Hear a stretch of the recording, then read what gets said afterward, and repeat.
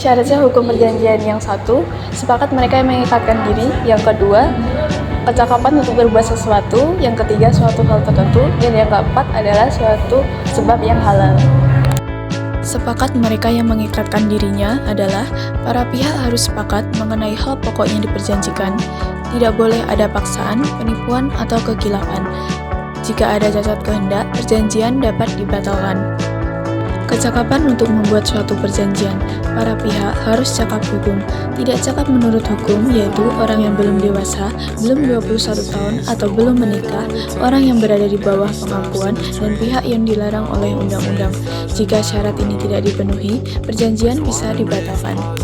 Suatu hal tertentu, objek perjanjian harus jelas dan dapat ditentukan. Setidaknya jenis dapat ditentukan. Misalnya, jual beli harus jelas barang apa yang diperjualbelikan. Jika objek tidak jelas, perjanjian batal demi hukum. Suatu sebab yang halal, isi perjanjian tidak boleh bertentangan dengan undang-undang, kesusilaan, atau ketertiban umum. Misalnya, perjanjian untuk menjual narkotika ilegal adalah batal demi hukum. Hukum perjanjian adalah seperangkat kaidah hukum yang mengatur tentang kedua belah pihak untuk saling mengikat akibat hukum, di mana satu berhak atas prestasi dan satunya berkewajiban untuk memenuhi kewajibannya. Bentuk perjanjian dapat dibedakan menjadi dua, yaitu perjanjian lisan dan juga tertulis. Perjanjian lisan tetap dianggap sah selama memenuhi pasal 1320 KUHP Perdata, yaitu adanya kesepakatan, kecakapan, objek tertentu, dan suatu sebab yang halal. Perjanjian tertulis memiliki kekuatan pembuktian yang kuat dan jelas karena adanya dokumen resmi yang dapat dibuktikan di pengadilan jika terjadi suatu sengketa. Sedangkan perjanjian lisan walaupun sah namun sulit dibuktikan karena ketiadaan bukti tertulis, sehingga keterangannya hanya mengandalkan saksi atau alat pendukung lain. Perjanjian lisan, pinjam uang antar teman.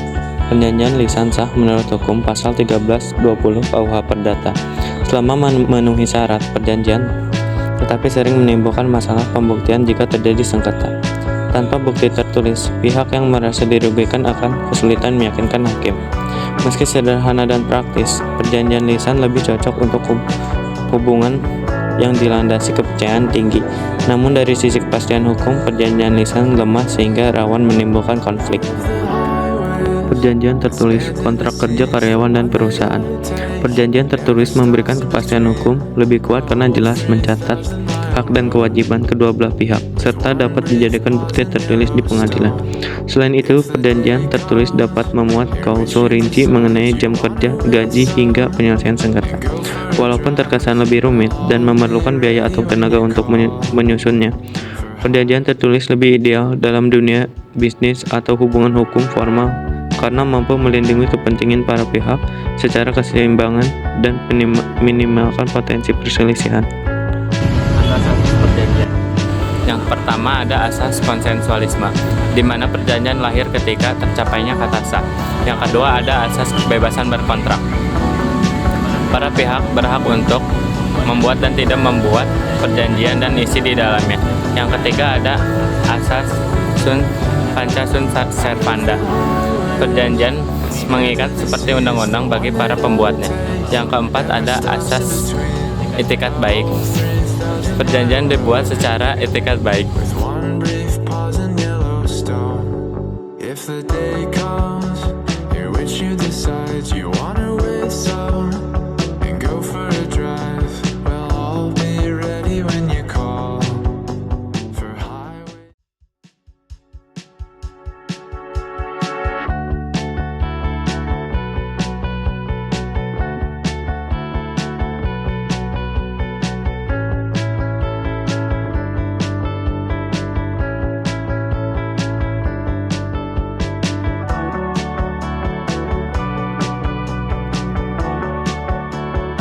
Untuk perjanjian. Yang pertama ada prestasi, yang kedua wan prestasi, 3 somasi, 4 ganti rugi. Prestasi adalah kewajiban yang harus dilakukan oleh para pihak dalam suatu perjanjian. Wan prestasi adalah kegagalan salah satu pihak untuk memenuhi prestasinya sesuai perjanjian. Somasi adalah peringatan dari kreditur, yaitu pihak yang berhak, kepada debitur, yaitu pihak yang berkewajiban untuk memenuhi prestasinya. Ganti rugi adalah kompensasi atas kerugian yang timbul akibat prestasi. Jenis-jenis perjanjian. Yang pertama ada perjanjian bernama, secara sah diatur oleh undang-undang dan diberi nama oleh undang-undang, seperti halnya jual beli dan sewa menyewa. Yang kedua, perjanjian tidak bernama, secara sah tidak diatur dalam undang-undang tetapi tetap sah. Yang ketiga ada perjanjian campuran, kombinasi antara dua perjanjian, dan contohnya sewa dan jual beli. Contoh perjanjian bernama salah satunya adalah sewa rumah. Karena sudah diatur jelas dalam KUH Perdata, hak dan kewajiban penyewa serta pemilik rumah relatif aman secara hukum.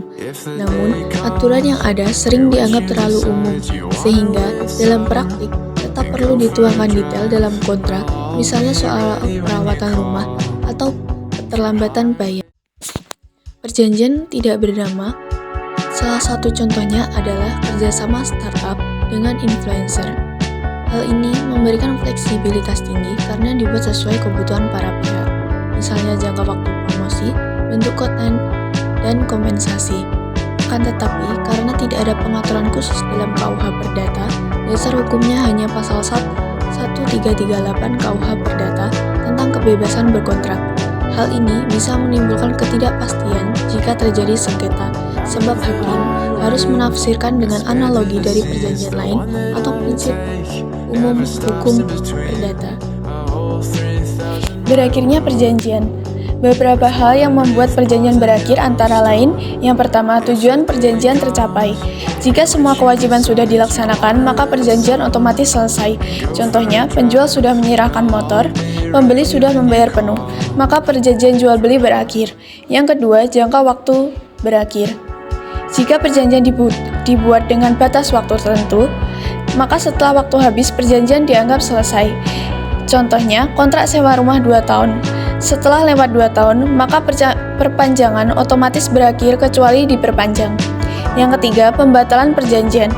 Perjanjian bisa dibatalkan oleh para pihak berdasarkan kesepakatan bersama atau melalui putusan pengadilan jika ada cacat hukum, misalnya karena penipuan, paksaan, atau sebab yang tidak halal.